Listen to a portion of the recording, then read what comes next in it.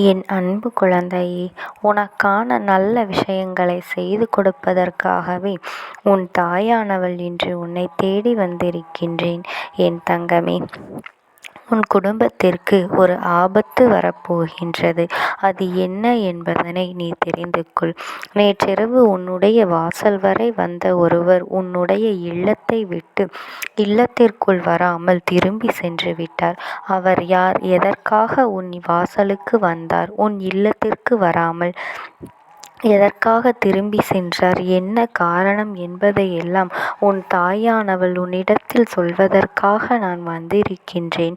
என் பிள்ளையே, பொதுவாக எல்லோரும் இல்லத்திற்கு வர வேண்டும் என்று தானே நினைப்போம். இவர்கள் உன் இல்லத்திற்கு வராமல் சென்ற ஒரு விதத்தில் உனக்கு நல்லதுதான். அப்படி உன் அம்மா இப்படி சொல்லிவிட்டார்கள் என்று நீ குழப்பமடைய வேண்டாம். ஏனென்றால் முழுமையான உண்மையை நீ புரிந்து கொண்டால் என்னுடைய கருத்துக்கு நீ உடன்படுவாய். உன் வாசலுக்கு வந்தது யார் என்று நான் சொல்லப் போகின்றேன். என் செல்லமே, இதை நீ கட்டாயமாக தெரிந்து கொள்ள வேண்டும். ஏனென்றால் உன் வாசலில் என்ன நடக்கின்றது என்பது தெரியாமல் நீ உன் வீட்டிற்குள் நிம்மதியாக இருந்து கொண்டிருக்கின்றாய் அல்லவா? என் பிள்ளையே, வெளியில் என்ன நடக்கின்றது என்பதனை அறியாமல் இருப்பதும் உன்னுடைய தவறுதான் என்பதனை நீ புரிந்து கொள்ள வேண்டும். இதுவரை உனக்கு எந்த பிரச்சனைகளும் இல்லை, யாராலும் எந்த தொந்தரவுகளும் இல்லை என்று நீ வாழ்ந்து கொண்டிருப்பாய். ஆனால் சில நேரங்களில் உன்னை அறியாமலேயே சில பிரச்சனைகள் தொடர்ந்து வந்து கொண்டுதான் இருக்கின்றது. அது எப்படி வந்தது? எதனால் வந்தது? இதையெல்லாம் யோசிக்காமல் அதை எப்படியாவது சமாளிக்க வேண்டும் என்று எண்ணிக்கொண்டு நீயாகவே இதுவரை சமாளித்து விட்டாய். என் பிள்ளையே, அந்த பிரச்சனையின் தொடக்கம் எங்கே ஆரம்பித்தது என்று நீ சிந்தித்து பார்த்தாயானால் உனக்கே அதனுடைய உண்மை என்னவென்பது எல்லாம் புரிந்துவிடும். என் பிள்ளையே, நேற்று இரவு நேரமானதால் உன் இல்லத்தை தேடி வந்தவர்கள் நிச்சயமாக மனிதர்களாக இருக்க வாய்ப்பு கிடையாது. ஏனென்றால் அவர்களுக்குள் ஒரு அச்சம் இருக்கும். அவர்களுக்கு தெய்வத்தை கண்டால் நிச்சயமாக பயம் இருக்கும். இந்த நேரத்தில் இன்னொருவர் இல்லத்தை நோக்கி செல்வது தவறு என்பது அவர்களுக்கும் புரிந்திருக்கும். அதனால்தான் அவர்களால் வர முடியாத ஒரு விஷயம், அவர்களால் செய்யும் முடியாத ஒரு விஷயத்தை அவர்கள் இன்னொருவர் மூலமாக உன் இல்லத்திற்கு அனுப்பி அதை செய்ய துணிந்து விட்டார்கள். அப்படியானால் உனக்கு ஓரளவிற்கு புரிந்திருக்கும் அல்லவா? உன் இல்லத்தை நோக்கி வந்தது செய்வினை கொண்ட ஒரு தீய சக்தி என்று. என் பிள்ளை, உனக்கு எதிராக இருக்கக்கூடிய சிலர் உன்னுடைய வளர்ச்சியையும் உன்னுடைய குடும்பத்தையும் பார்த்து பொறாமைப்படக்கூடிய ஒருவர்தான் இந்த விஷயத்தை செய்திருக்கின்றார்கள். அவர்கள் அனுப்பிய அந்த தீய சக்தி தான் நேற்றிரவு உன்னுடைய இல்லம் நோக்கி வந்தது. நீ சொல்லலாம், அம்மா, செய்வினை கிடையாது, செய்வினை யாரும் செய்ய முடியாது ஏற்கனவே என்று என்னிடத்தில் சொல்லியிருக்கின்றாய். ஆனால் இப்பொழுது செய்வினை என் இல்லத்தை நோக்கி வந்து கொண்டிருக்கின்றது என்றும் சொல்கின்றார். இதில் நான் எதைத்தான் நம்புவது, எதைத்தான் கேட்பது என்று நீ யோசிக்கின்றாய் அல்லவா? என் அன்பு குழந்தையே, இந்த அம்மா சொல்கின்ற விஷயம் எல்லாமே உன் வாழ்க்கையில் பதற்றத்தை கொடுத்துவிடக் கூடாது. உன்னிடத்தில் என்று சொல்லிக் கொண்டிருக்கின்றேன். இதற்கெல்லாம் காரணம் என்னவென்று நான் இதை முழுவதுமாக சொல்லி முடிக்கும் பொழுது நீயாகவே புரிந்து கொள்வாய். அம்மா ஏன் இப்படி ஒரு விஷயத்தை நமக்கு கொண்டு வந்து சேர்த்தாள் என்று நீ புரிந்து கொள்வாய். என் பிள்ளையை, செய்வினைகளை யாராலும் அத்தனை சுலபமாக இன்னொருவருக்கு செய்துவிட முடியாது. அதையும் மீறி ஒருவர் இன்னொருவருக்கு செய்வினைகளை செய்கின்றார்கள் என்றால் நிச்சயமாக அவரினுடைய நடவடிக்கைகள் சற்று மோசமானதாகத்தான் இருக்க வேண்டும்.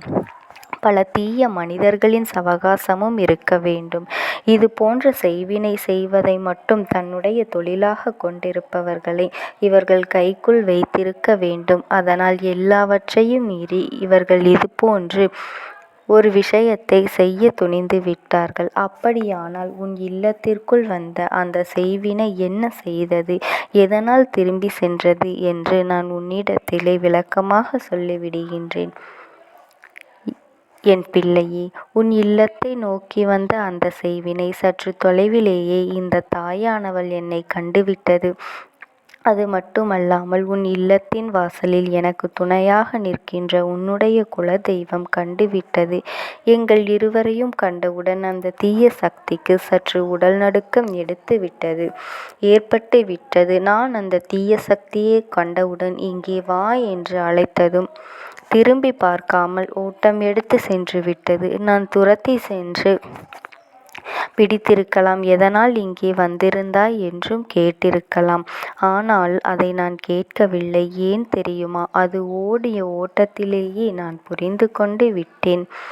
இது மிகவும் சாதாரணமான ஒரு செய்வினை. உன்னுடைய இல்லத்திலே என்ன நடக்கின்றது, என்ன செய்யலாம் என்று வேவு பார்ப்பதற்காக வந்த ஒரு வினை. உன்னை கண்காணித்து விட்டு உனக்கு தீமைகளை செய்வதற்கு உன்னுடைய எதிரிகள் அனுப்பியதாக இந்த அம்மா நான் புரிந்து கொண்டேன். ஆனால் இது போன்ற விஷயங்களில் எல்லாம் ஒருவர் குடும்பத்தில் இருக்கின்ற நிம்மதியை எல்லாம் கெடுத்து அவர்கள் அழிப்பதற்காக அனுப்பி இருக்கின்றார்கள். இதையெல்லாம் நீ முழுவதுமாக புரிந்து கொள்ள வேண்டும் என் செல்லமே. இப்பொழுது உன் இல்லத்தின் வாசல் என்பது அத்தனை சாதாரணமாக எல்லோராலும் நுழைந்துவிடக்கூடிய வாசல் கிடையாது. அனைத்து தெய்வங்களையும் ஒன்று சேர உன் இல்லத்தின் வாசலில் நீ காவலுக்கு நிற்க வைத்திருக்கின்றாய்.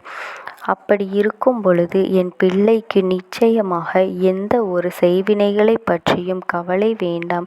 இந்த மனிதர்கள் எல்லாம் இது போன்ற செய்வினைகளை எல்லாம் செய்வதற்கு துணிந்தவர்கள்.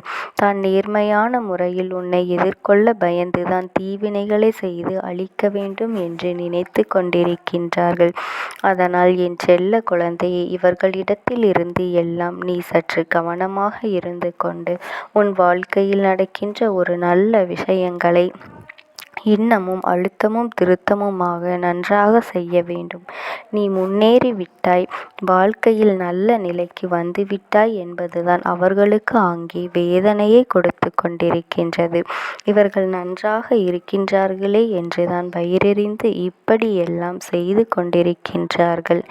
இந்த சில விஷயத்தை செய்து கொண்டிருக்கின்றார்கள். யாரெல்லாம் உன்னை உருப்பிட மாட்டாய், நீ முன்னேறவே மாட்டாய் என்று சொன்னார்களோ அவர்களின் கண் முன்னே நீ நன்றாக வாழ்ந்து கொண்டு காட்ட வேண்டும்.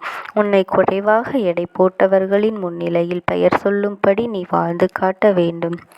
என் அன்பு குழந்தையே, உன்னுடைய வாழ்க்கையில் நீ எந்த தவறினையும் செய்யாமல் உண்மையாக நேர்மையாக இருக்கின்ற காரணத்தினால்தான் உனக்கு தெய்வங்களின் அன்பு கிடைத்திருக்கின்றது.